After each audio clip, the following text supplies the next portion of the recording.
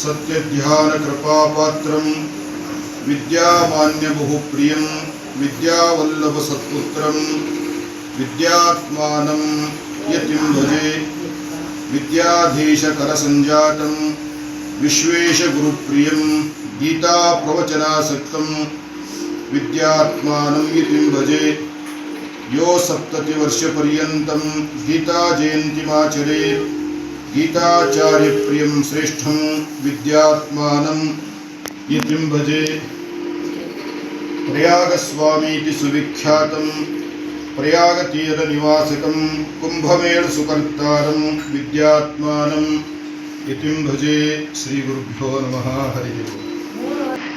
ಪ್ರಯಾಗಸ್ವಾಮಿಗಳ ಆರಾಧನೆಯ ಪರ್ವಕಾಲ. ಈ ಪರ್ವಕಾಲದಲ್ಲಿ ಮನೋವಿಶುದ್ಧಿ ಚರಿತಾನುವಾದ ಅಂತ ಹೇಳಿದ ಹಾಗೆ ಅಂತಹ ಮಹಾನುಭಾವರ ಸ್ಮರಣೆಯನ್ನು ಮಾಡುವಂತಹದ್ದು ನಮ್ಮ ಮನಸ್ಸು ಮೊದಲಾದ ಎಲ್ಲ ಇಂದ್ರಿಯಗಳು ಸಾರ್ಥಕವಾಗ್ತದೆ. ನಾವು ಮಾಡುವ ಜ್ಞಾನ ಕಾರ್ಯ ಸಾರ್ಥಕವಾಗ್ತಾ ಇದೆ. ಯಾಕೆ ಅಂದರೆ ಅವರ ಜೀವನ ತುಂಬಾ ಪಾವನವಾದದ್ದು. ಮಾದನೂರಿನ ವಿಷ್ಣು ತೀರ್ಥರ ಹಾಗೆ ಅವರು ಬ್ರಹ್ಮಚರ್ಯ, ಗೃಹಸ್ಥ, ವಾನಪ್ರಸ್ಥ, ಸನ್ಯಾಸ ಎನ್ನುವಂತಹ 4 ಧರ್ಮಗಳ ಸಾರ್ಥಕತೆಯನ್ನು ಮಾಡಿಕೊಂಡವರು ನಮ್ಮ ಪ್ರಯಾಗ ಸ್ವಾಮಿಗಳು. ಅವರಿಗೂ ನಮಗೂ ಅನೇಕ ವರ್ಷಗಳ ಒಡನಾಟ.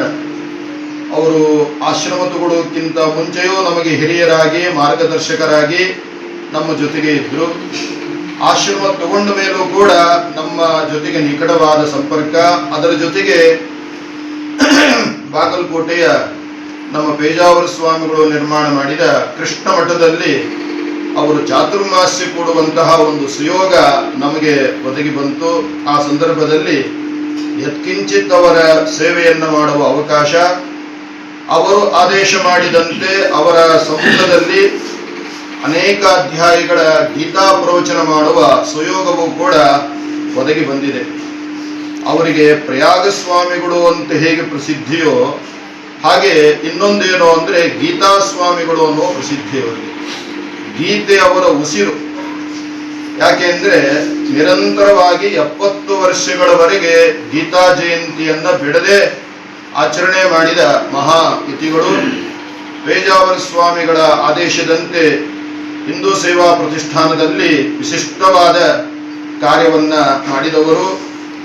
ರಾಮ ಮಂದಿರ ನಿರ್ಮಾಣ ಇರಬಹುದು, ಅನೇಕ ಕಡೆಗಳಲ್ಲಿ ಹಳ್ಳಿಗಳಲ್ಲಿ ಗೋಶಾಲೆ ನಿರ್ಮಾಣ ಇರಬಹುದು. ಅದೆಲ್ಲದರಲ್ಲೂ ಕೂಡ ಬಿಸಿಲು ಮಳೆ ಅಂತ ಯಾವುದನ್ನೂ ನೋಡದೆ ಬಹಳ ಪರಿಶ್ರಮದಿಂದ ಸಮಾಜ ಸೇವೆಯನ್ನ, ಹಿಂದೂ ಸೇವೆಯನ್ನ ನಮ್ಮ ಪೇಜಾವರ ಸ್ವಾಮಿಗಳು ಏನು ಹಾಕಿದ್ರು ಅದನ್ನ ಚಾಚೂ ತಪ್ಪದೆ, ಪ್ರಾಯ ಈ ಮಾತು ನಾನು ಹೇಳಬೇಕು ಹೇಳಬಾರ್ದು ಗೊತ್ತಿಲ್ಲ, ಅವರ ಪೇಜಾವರ ಸ್ವಾಮಿಗಳ ಶಿಷ್ಯರು ಮಾಡೋದಕ್ಕಿಂತ ಹೆಚ್ಚಾಗಿ ಪ್ರಯಾಗ ಸ್ವಾಮಿಗಳು ಈ ಹಿಂದೂ ಸೇವಾ ಕಾರ್ಯಕ್ರಮ ಅನ್ನಬಹುದು, ರಾಮ ಮಂದಿರ ಕಾರ್ಯಕ್ರಮ ಇರಬಹುದು, ಗೋಶಾಲ ನಿರ್ಮಾಣ ಕಾರ್ಯಕ್ರಮ ಇರಬಹುದು, ಬರಗಾಲದ ಪ್ರದೇಶಗಳಿಗೆ ಭೇಟಿ ಮಾಡುವಂತಹ ಕಾರ್ಯಕ್ರಮ ಇರಬಹುದು, ಅದರಲ್ಲಿ ಸಂಪೂರ್ಣವಾಗಿ ತಮ್ಮನ್ನ ತೊಡಗಿಸಿಕೊಂಡಿರತಕ್ಕಂತಹ ಒಬ್ಬ ಪುಣ್ಯಜೀವಿ.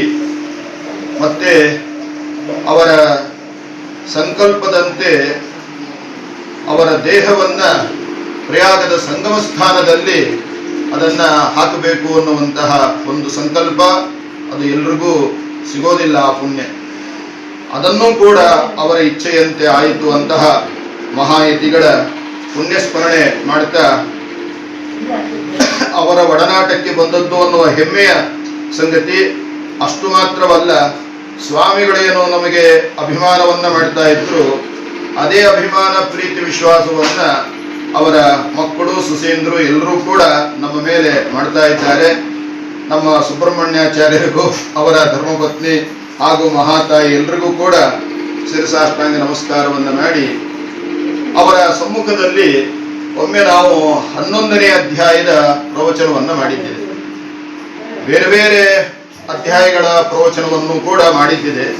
ಅದರಲ್ಲಿ 11ನೇ ಅಧ್ಯಾಯ, ಆ 11ನೇ ಅಧ್ಯಾಯದ ಪ್ರವಚನವನ್ನು ಮಾಡುವಾಗ ಅವರ ಅಪೇಕ್ಷೆ ಏನಿತ್ತು ಅಂದರೆ, ಹಿಂದಿನ ದಿವಸನೇ ಹೇಳಿದ್ರು ಬರೀ ಗೀತೆಯನ್ನ ಹೇಳೋದು ಬೇಡ, ಅಲ್ಲಿ ಶಂಕರಾಚಾರ್ಯರು, ರಾಮಾನುಜಾಚಾರ್ಯರು, ಮಧ್ವಾಚಾರ್ಯರು ಅವರೆಲ್ಲ ಏನು ಅಭಿಪ್ರಾಯವನ್ನು ಪಡ್ತಾರೆ ಕೆಲವು ಶಬ್ದಗಳಿಗೆ, ಅದನ್ನ ನೀವು ಹೇಳಬೇಕು ಅಂತ ಅವರ ಅಭಿಪ್ರಾಯ.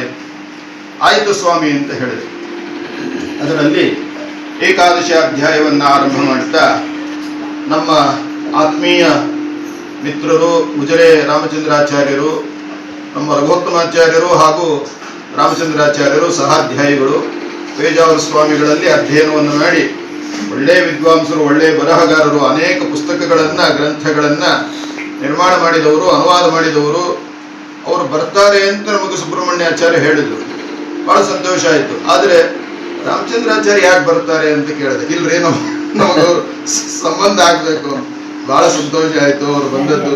ಹಾಗಾಗಿ ಅವರಿಗೂ ಕೂಡ ವಿಶೇಷವಾದ ನಮಸ್ಕಾರಗಳನ್ನು ಮಾಡ್ತಾ ಅರ್ಜುನ ಉವಾಚ